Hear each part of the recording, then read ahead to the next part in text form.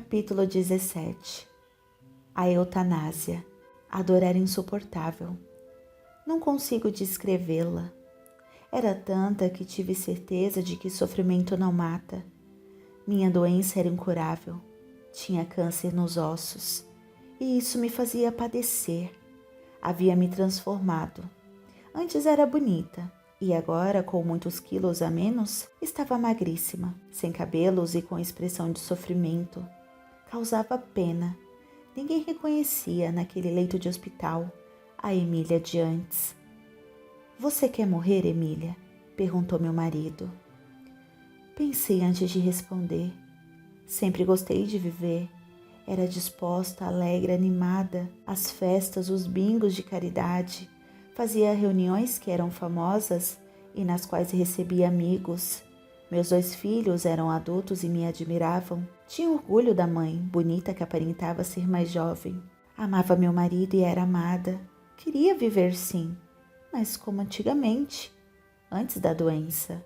Doente, minha maneira de viver mudou. Ia somente a médicos e hospitais. Estava cansada e respondi com dificuldade à pergunta do meu esposo. Sim. Ele me beijou. Meu irmão me acariciou. Dormi. Que sono estranho. Queria acordar e não conseguia. Não sentia mais as dores fortes.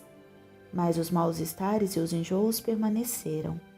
O que mais incomodava era não conseguir acordar daquele sono ruim. Com muito esforço abri os olhos. Estava numa enfermaria, onde não tinha aparelhos nem soro.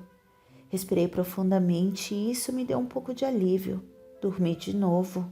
O sono me causava horror. Não queria dormir daquele modo. E assim foi por um tempo. Acordava e dormia, até que consegui ficar mais desperta.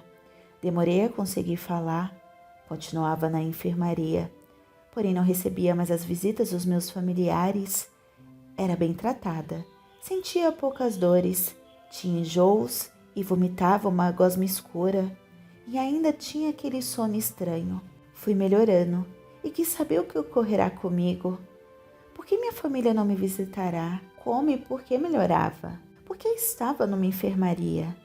E as respostas que ouvia me deixava nervosa, vomitava mais. Colocaram-me num veículo e descemos num determinado local. A enfermeira que me amparava explicou-me. Aqui é um local de orações, um centro espírita.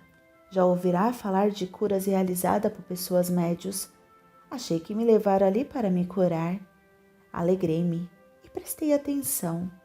Gostei das orações, do carinho dos que estavam ali, mas depois fiquei inquieta. Aproximavam os doentes dessas pessoas pertencentes ao centro espírita. Eles falavam, eles repetiam e outras pessoas as orientavam. Quis mais do que nunca acordar daquele terrível pesadelo, mas senti estar acordada. Chegou a minha vez. Com carinho, uma mulher me fez ver a diferença que existia entre meu corpo e o corpo de quem repetia o que eu dizia. Explicaram-me o que é a morte do físico para todos nós e que eu havia mudado de plano. Chorei desesperada, fui consolada. Voltei para a enfermaria, fiquei apática e não quis levantar do leito. Queria ter a vida de antes, estar bem, junto de minha família e amigos. Novamente fui levada ao centro espírita. Gostei de conversar com eles, que me animaram. Senti-me melhor. Não aceitei a mudança de plano, mas não tinha como reverter a situação e acabei me conformando. Quando melhorei, soube que meu irmão e meu marido pediram para o médico aplicar-me uma injeção que acabasse com meu sofrimento. Praticar a eutanásia. Quando ele me perguntou se eu queria morrer, respondi que sim. Mas nem desconfiei que eles fossem fazer isso. Quando estamos sentindo uma dor forte e insuportável, queremos nos livrar dela. E se acharmos que a morte nos livrará do sofrimento, a resposta é sim, para cessar a dor e não propriamente morrer. Não queria morrer, nunca desejei. Ainda bem que a morte não é o fim, o extermínio. Não sabia, quando encarnada, o que era a morte. Nunca me preocupei em saber. Queria viver, não queria a doença nem o sofrimento. O medicamento que me deram me fez dormir. dificultando o desligamento do meu espírito do corpo físico morto. Como ainda tinha alguns dias na matéria, onde deveria passar pelo sofrimento, o desencarne não me deu o alívio que me daria se eles não tivessem realizado a eutanásia. Fiquei um tempo no hospital de um posto de socorro da espiritualidade. Fui me recuperando aos poucos. Fiquei meses dormindo e não quis acreditar que havia feito a mudança de plano. Assim fui trazida numa sessão de orientação a desencarnados. Depois, como fiquei apática, novamente me levaram a um centro espírita, nas abençoadas sessões de auxílio. Aí comecei a me sentir melhor. Volte, Emília, a ser alegre. A vida aqui é maravilhosa. Não quis discordar. Não era ruim viver ali, mas gostava de festas, de viver encarnada. Esforçava-me para me acostumar. Saber de meus familiares foi ao mesmo tempo bom e ruim. Eles estavam bem. Meus filhos haviam se casado, amavam as esposas e os filhos e lembravam-se pouco de mim. Meu marido casou-se de novo e era feliz. Você, Emília, tem tudo para estar bem. Esqueça a maneira que viveu quando encarnada e aprenda a amar a vida na espiritualidade, aconselhavam-me os novos amigos. Não foi fácil para mim a desencarnação. Embora não tenha ficado vagando nem fui para o umbral, o agora, a vida depois que meus órgãos cessaram suas funções, foi de difícil aceitação. Primeiro sofri com aquele sono horrível, os enjoos e maus-estares. O reflexo do meu corpo doente era forte em mim. Preferia 1000 vezes ter ficado no corpo físico, mesmo com dores alucinantes, até que findasse um tempo que eu mesma havia planejado antes de reencarnar. Segundo, demorei a acostumar com a vida simples e ordeira do plano espiritual. Gostava mesmo era a vida encarnada. Minha adaptação foi lenta. Os orientadores me aconselhavam. Emília, por que você não estuda? Tente. As aulas para mim eram chatas. Nunca gostei de estudar. Quando garota ia à escola obrigada. Leia esses livros. Mais de um. Acho que nunca leram inteiro. Então vá ao teatro. Fui, mas as pessoas iam para ver peça e eu gostava de ir para me exibir. Passei a fazer tarefas e reclamava. Coma e não ache ruim. Se não quer, fique sem comer. A orientadora pacientemente me orientava. Emília, não fale assim. Alguém aqui já se referiu a você desse modo? Aprenda a ser educada. Era educada, só que perdi a paciência e mudei de tarefa. Passei por umas 10. Não gosto de ler livros, por que tenho de organizá-los? Emília, por que você reclama tanto? O que quer fazer? Trabalhar com moda, expressei-me. Aqui não temos esse trabalho. Fui com uma equipe socorrer alguns desencarnados no umbral. Detestei. Achei o local sujo, o cheiro de lá ficou em mim. Vi somente tristeza. Muitos estão aqui porque, não gostando de nada, vêm conhecer outra forma de viver. Aqui é um local desconfortável e isso faz com que eles deem valor ao que possuem, explicou-me um socorrista. Arregalei os olhos e parei, ou pelo menos me contive de reclamar. Ficamos 10 dias num posto de ajuda, andando pelo umbral. Não fiz nada, somente fiquei observando. Senti nojo da sujeira e dos que ali estavam, mas assimilei a lição. De volta à colônia, onde estava abrigada, fui varrer os pátios e voltei a estudar. Se sentia vontade de reclamar, lembrava-me do umbral. Faz 5 anos que desencarnei, faço outras tarefas. Estudei e achei algo que gosto de fazer, cuidar de crianças. Estudo, preparando-me para trabalhar no educandário com a garotada. Passo horas com outros orientadores e com as crianças. Ensinamo-las a dançar, cantar e brincarmos com elas nos pátios. Amo a meninada. Sei que meus familiares não tiveram a intenção de me matar, mas sim de me livrar do sofrimento. Mas não é certo. Eles não agiram dentro das normas cristãs. Eu fui socorrida porque não fui má, não agi errado com ninguém e pratiquei muitas caridades, algumas para aparecer, outras que ninguém ficou sabendo. Mereci ajuda também, porque sofri muito com a doença. Leitor, dê valor à vida. É muito bom viver tanto aí no plano físico quanto aqui na espiritualidade, depois que nos acostumamos. Emília. Explicações de Antônio Carlos. Devemos amar a vida como única em seus estágios, encarnados e desencarnados. Aceitar o que é nos oferecido no momento, sermos gratos, tentarmos sempre ser útil e fazer o bem. Reclamar é um vício que nos leva ao pessimismo, fazendo-nos ver somente os atos negativos e esquecer dos positivos. Emília foi socorrida, mas continuou a sofrer.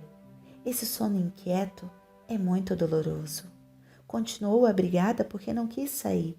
Em momento algum quis voltar para o seu antigo lar. Foi vaidosa, fútil, mas caridosa e realmente não fez nenhuma maldade. E a doença fez sofrer muito. Demorou a se adaptar. Necessitou vir por 2 vezes à reunião de desobsessão em um centro espírita. E como essas reuniões de caridade auxiliam, Emília iria com certeza, sem esses esclarecimentos, sofrer muito mais, ficar mais tempo confusa. Nesses trabalhos de orientação, não somente são esclarecidos os desencarnados que vagam e que estão no umbral, mas também os que estão nos hospitais do plano espiritual. Eles são convencidos de que mudaram de plano, quando compararam seu corpo e conversam com os encarnados. Emília precisou conhecer o umbral para parar de reclamar. Nos postos de socorro e nas colônias, há muitos abrigados que não gostam do modo de viver que essas casas oferecem, ou de realizar tarefas, e reclamam. Necessitando se educar, às vezes são levados para conhecer outros locais, como o umbral. Entre os trabalhadores novatos, às vezes há discussões, discórdias e reclamações. Por isso eles sempre se fazem acompanhar por um trabalhador experiente que interfere e os orienta. Eutanásia, Emília, como nos narrou, antes de reencarnar, havia planejado a doença e o tempo que ficaria enferma. Ela poderia ter amenizado o sofrimento se, quando encarnada, tivesse se dedicado mais ao trabalho no bem. Ao abreviar seu tempo, continuou sofrendo, desencarnada. Nada na espiritualidade é regra geral. Aqui temos a história dela. Mas não é certo a prática da eutanásia? Emília me indagou. Meu irmão e esposa erraram ao decidir pela eutanásia? Sim, erraram. Não agiram corretamente. Não tiveram a intenção de matar. E a intenção pesa muito nos erros que são cometidos. Você continuou sofrendo. Não aliviaram seu padecimento. Se Emília tivesse a intenção realmente de se suicidar, iria com certeza sofrer mais. Ao responder sim, foi como ela disse, queria parar de sofrer. Existe a eutanásia praticada de muitas formas. Muitos pacientes nem sabem nem opinam. Normalmente, esses são desligados com certa dificuldade. Fato que não ocorreria se fosse pelo desencarne natural. O socorro está no merecimento deles. Emília me perguntou de novo. Se não se aplicar nenhuma medicação que leve à desencarnação, se não der o socorro ou algum remédio que anime o paciente, isso seria considerado eutanásia? Deve ser feito de tudo para o indivíduo ficar no corpo físico. Na minha opinião, suprimir a medicação que permite ao paciente continuar encarnado não é eutanásia, já que o termo significa morte sem sofrimento, abreviar sem dor a vida de um doente reconhecidamente incurável. É muito forte o termo matar. Se dermos algo a alguém que leve à morte do físico, isso é matar. Existe a eutanásia realizada de forma consciente. Os doentes pedem para morrer, após pensarem e se acharem certos de que é isso que querem. Suicídio? Quando se quer morrer, deixar o corpo físico, matá-lo, ou pedir para os outros fazerem. Isso é suicídio. Mas nesses casos, há atenuantes. São levados em consideração pelo plano espiritual os motivos. Se o indivíduo é religioso, não pensará nisso. Se crê na continuação da vida, abominará essa ideia. E se entende a lei justa e misericordiosa da reencarnação, compreenderá a razão do seu sofrimento e não vai querê-la abreviá-la, desencarnando-se no estágio físico? Eutanásia não alivia o sofrimento de ninguém. Se o desencarnado não opinou, ele não é responsável. Se o fez, sua intenção é realmente analisada. Aqueles que cometeram ou cometem a eutanásia responderão por esses atos. A vida é bênção, e o sofrimento, quando estamos encarnados, é às vezes mais fácil de suportar do que quando estamos desencarnados. Não a eutanásia.